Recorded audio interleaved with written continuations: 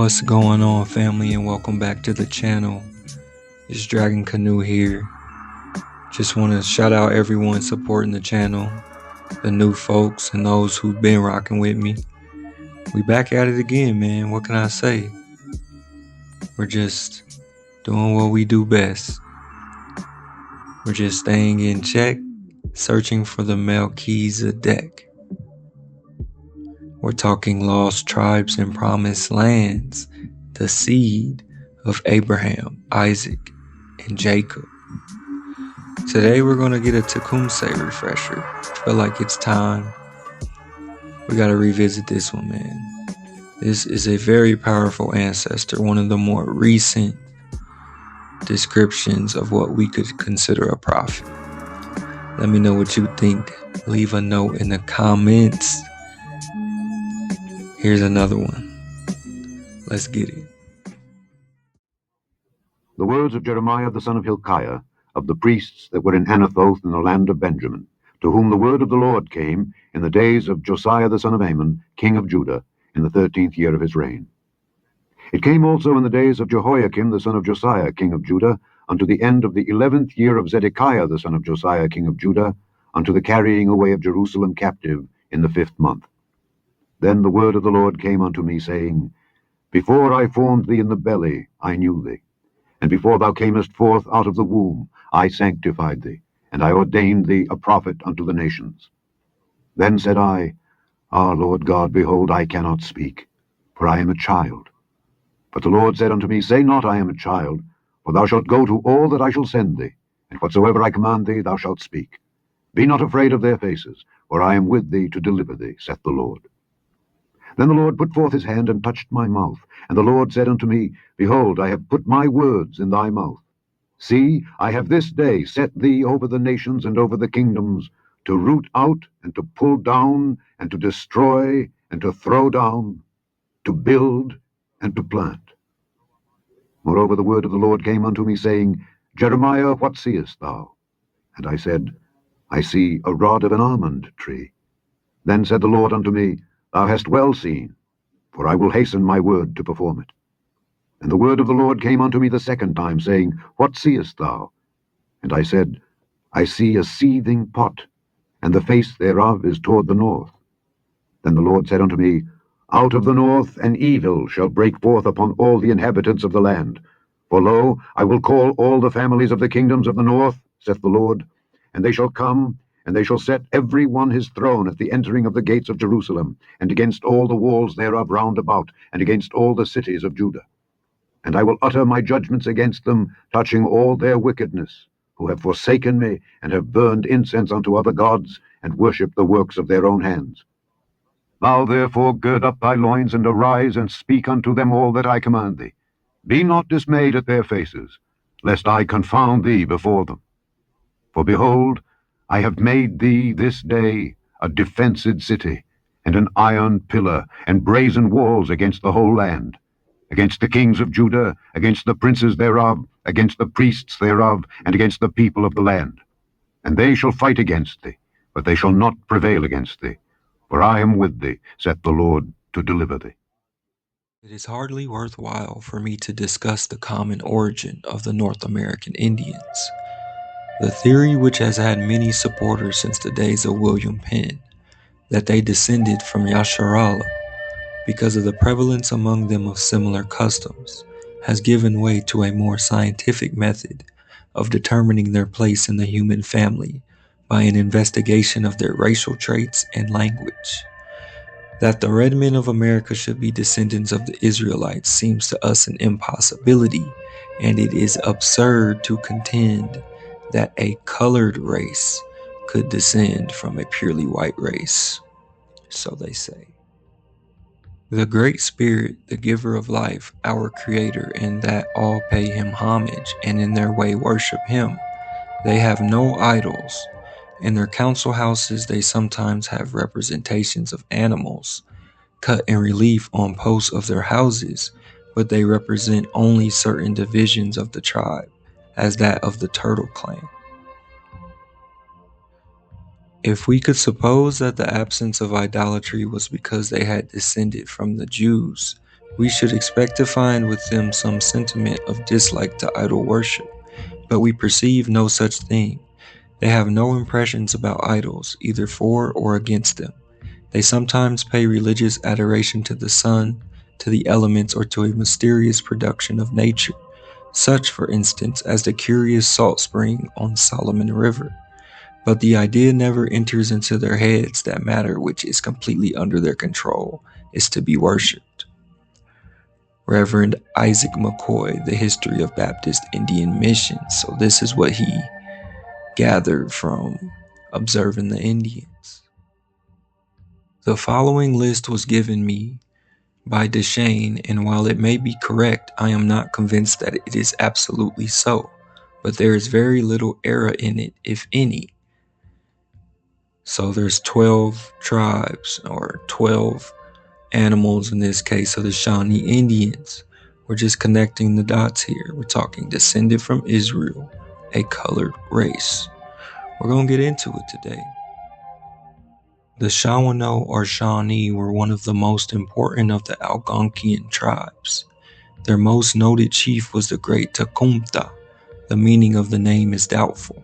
It is commonly interpreted Southerners from the Algonquian Shawnee, meaning the South, but may have come from another Algonquian word signifying salt, or sweet, or pungent. Unlike the Southern Indians generally, the Shawnee were great salt users and carried on an extensive salt manufacture by boiling at the salt springs of the southwestern Virginia, furnishing the product in trade to other tribes. They have 13 clans: wolf, loon, bear, buzzard, panther, owl, turkey, deer, raccoon, turtle, snake, horse, and rabbit, the clan of the individual being indicated by his name. They are organized also into 4 divisions or bands, perhaps originally independent allied tribes: Piqua, Makashoke, Kiskapoko, and Shalakatha. To the second of these belonged the hereditary priesthood, but the first was not prominent and apparently most numerous. Alright, let's lock in. We're just connecting the dots here. So much like their Ark of the Covenant, we're talking Shawnees, we're talking Israelites, we're talking a colored race, we're talking about the most important Algonquian tribe, and a hereditary priesthood. Much like the Ark of the Covenant and like most North American Indians, the Shawnees possessed a number of tribal palladia or sacred bundles. The Shawnee name for sacred bundle, Mishami, together with the terms for associated ritual concepts, is shared with the Sauks, Foxes, and Kickapoos, and reflects prehistoric relationships with these tribes, as well as considerable antiquity of the bundle complex itself. There apparently were separate bundles for each of the 5 great divisions of the tribe at one time: Shalakatha, Makoshe, Tawikila, Pacoe, and Kishpako. This photo is a portion of the Indian delegation that visited Governor Prevost in 1814. Tecumseh's sister, Tecum Peace, is believed to be the second woman from the left. The child was named Tecumseh, which was part of a phrase that meant one who lies waiting to cross the path of living things. Any Shawnee who heard the name would recognize that it referred to both the panther spirit and the meteor. For this reason, Indians who later explained the meaning of Tecumseh's name to whites gave different translations, including shooting star, crouching panther, he who waits, and the panther crosses the sky. The name Tecumseh encompasses all these meanings. Alright, let's get it from the top. Although the tribes of Alabama had earlier resisted large-scale settlement by the Shawnee, a few Shawnee villages had taken root in Creek territory. To these villages came Pukinshinwa. There he met and married a girl named Methuatski. Her origins are unclear. Some sources say that she was a Creek. According to some man, Tecumseh said that his mother was a Cherokee captive who had been adopted into the Shawnee tribe. the Pacoicept, and the turtle Unsoma. Tecumseh told a similar tale. It was Methoatski herself who witnessed the comet. Both accounts are plausible as to the circumstances, if not the location, of Tecumseh's birth. They also convey something of the significance of Tecumseh's name. Even the pronunciation is elusive. One spoke both English and Shawnee fluently, gave it as Tecumseh. Tecumseh. Ukinshinwa invited two elderly relatives or friends to the family's wigwam, calling upon them to perform the sacred naming ceremony on the 10th day after his son's birth. The name givers were to ponder and pray until they divined two names, from which the parents might choose. On the morning of the 10th day, Methoatski cleaned herself and her infant well, left her hut, and returned to the family wigwam. Her caregivers prepared the naming feast. While the extended family crowded around, the infant received a sponge bath. Then the name givers declaimed on the logic behind the names they offered, one which presumably incorporated the shooting star metaphor. They called on the Master of Life, the Shawnee Creator, to protect the baby, and exhorted the parents to raise him well. Having heard the name givers out, Kukinshinwa and Methoatski made their choice. The name they chose, Tecumseh, derives from Nilani Tecumseh, meaning I crossed the path or way of a living being. As Tecumseh was born into the Panther Umsoma, patrilineal clan or name group, the animal whose path he crossed was a panther. No ordinary panther, but rather a miraculous creature of transcendental existence that lived in the water but periodically burst across the skies as a shooting star. The panther, celestial or commonplace, was a formidable creature in the 18th century Ohio Valley. A Shawnee male whose name incorporated that of the panther inspired awe because the panther's hunting skills were an object of envy. Shawnee males of the Panther clan conceived of themselves as panthers, and the birth of a boy of the clan beneath a celestial incarnation of the beast portended immense hunting prowess.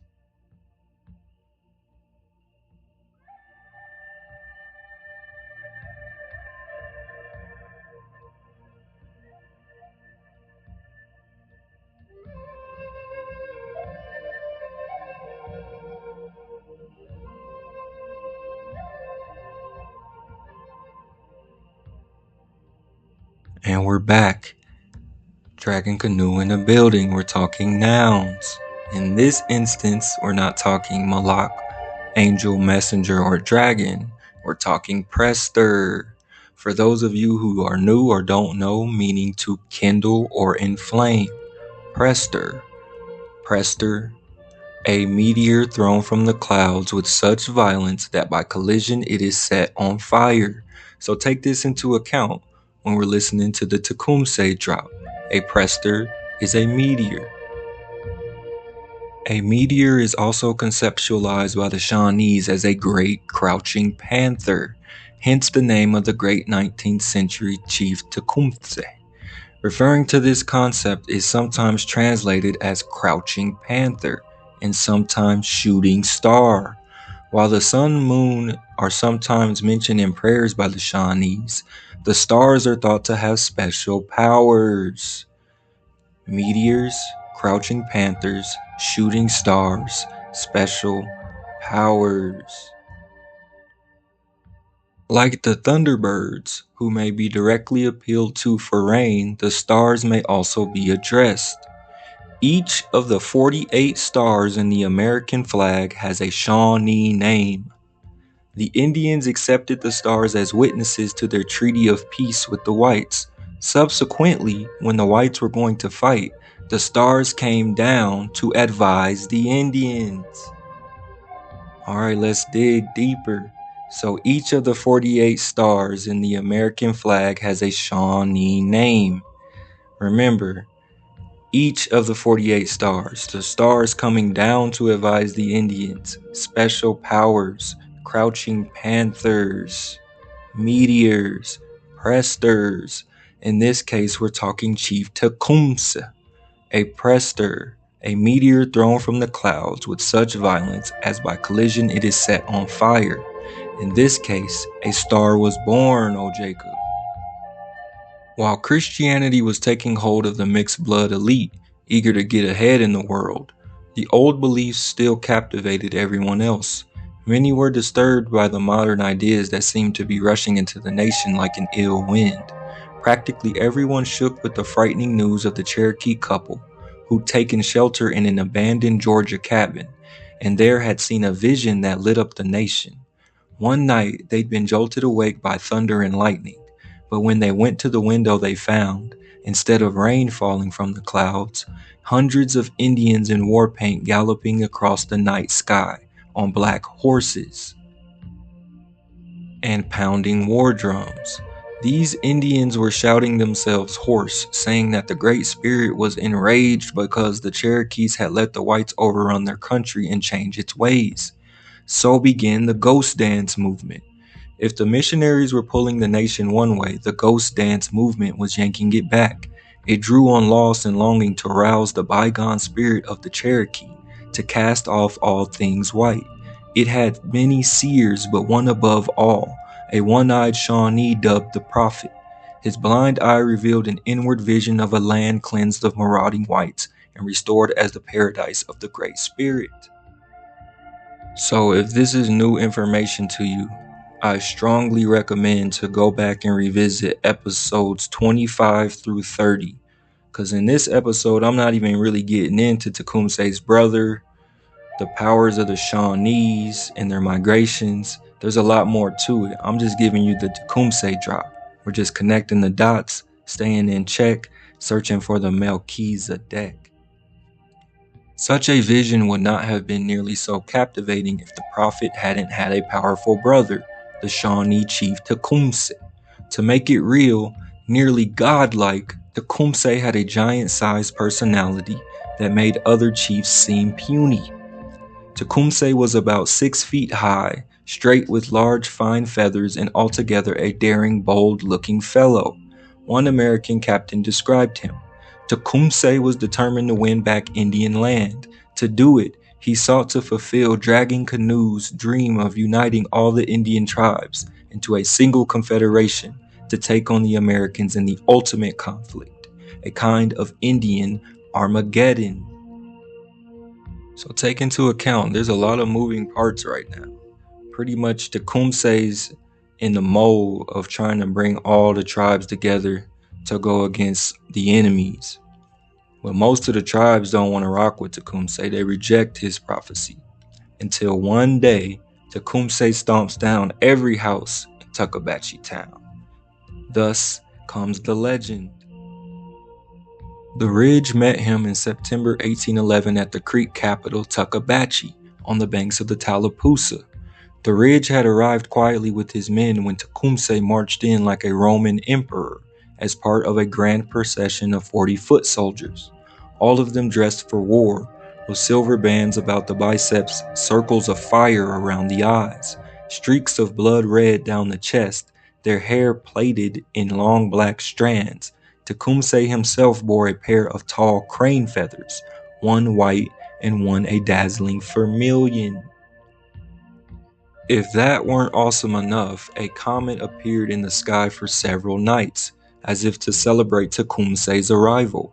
The first night, a wild-eyed Tecumseh led a rousing stomping dance of the lakes, about a raging fire that reddened the skins of the warriors and threw their shadows to the trees. At the great gathering with Tecumseh, speaker after speaker rose to address the council on this theme. Tecumseh himself was among the last, and his message was apocalyptic, as one startled white attendee summarized it later. So Tecumseh had a vision of the end of days, Kazan Akarit Hayamim. In the latter days, here's how it went. Kill the old chiefs, friends to peace. Kill the cattle, the hogs and fowls. Do not work. Destroy the wheels and looms. Throw away your plows and everything used by the Americans. Sing the song of the Indians of the northern lakes and dance their dance. Shake your war clubs, shake yourselves, you will frighten the Americans. Their arms will drop from their hands, the ground will become a bog and mire them. And you may knock them on the head with your war clubs. I will be with you, my Shawnees, as soon as our friends the British are ready for us. Lift up the war club with your right hand, be strong, and I will come and show you how to use it. Like I said in the last DIA video, if the Most High sent them, stay out of the way, don't get in the way. It will be very bad for you. Tecumseh's popping off, he says, lift up the war club with your right hand, be strong, and I will come and show you how to use it. Again, we're talking dragons here, we're just connecting the dots. Let me know what y'all think, leave a note in the comments. Tecumseh's popping off. Tecumseh's most famous prophecy, still remembered today by Shawnees, occurred on the occasion of his visit to the Creeks in 1811. The prophecy was made at Tuckabatchee Town, near the present site of Montgomery, Alabama. If Tecumseh is not a prophet, then I don't know what is. But I do know one thing. I lived in Montgomery, Alabama for about a year or so. And at first when I moved there, I wasn't sure what to expect. But I got nothing but love down there. Shout out to the Gump. For real, man. Any of y'all from Alabama, Montgomery, much love. Alright, picking up where we left off. When an immense Creek great warrior dared question Tecumseh about the wisdom of such a holy war, Tecumseh fairly shrieked with fury and declared that great warrior must have white blood to be so cowardly. If anyone doubted him, Tecumseh shrieked that he would stamp the earth so hard that he would level every house in Tuckabatchee. But I say, if the Most High sent them, stay out of the way. The Ridge or Great Warrior made a big mistake here. He provoked Tecumseh. That's what you don't want to do. Ridge had his doubts about that, but he said nothing and soon assured the new American president, James Madison, that Tecumseh's rhetoric had done nothing for the Cherokee delegation. We turned away our ears and never listened a moment to the orations of the enemies of our father. But then something alarming happened. On December 16th, when the Ridge was back at the Oostanala, the earth did indeed shake, delivering itself of deep rumblings that rattled even the Ridge's house. It scattered the birds into the air until their shadows darkened the ground and spooked all the livestock so much that the horses nearly knocked over the fence posts of their corrals. It was Tecumseh's doing. He did have supernatural powers. He had to. It was a terrifying thought, but almost impossible to deny. First the comet, then this, the ultimate ghost dance, a rattling of the whole cosmos, and the tremors kept on for weeks, as if the world might burst apart. Hey, don't blame me, blame Tecumseh. Y'all provoked him, he went off, that's on y'all. Like I said, if the Most High sent them, stay out of the way. We're talking presters, we're talking meteors, we're talking dragons, a fierce, violent person, male or female, as this man or woman is a dragon. The morning they had fixed upon as the day of his arrival at last came. A mighty rumbling was heard. The Indians all ran out of their houses. The earth began to shake.